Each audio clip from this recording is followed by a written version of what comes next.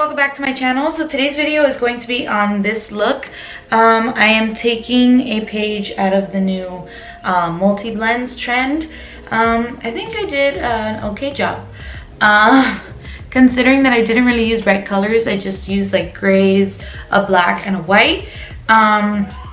So yeah, this is the completed look. I also added a little star under each eye with the Lottie London stamp liner.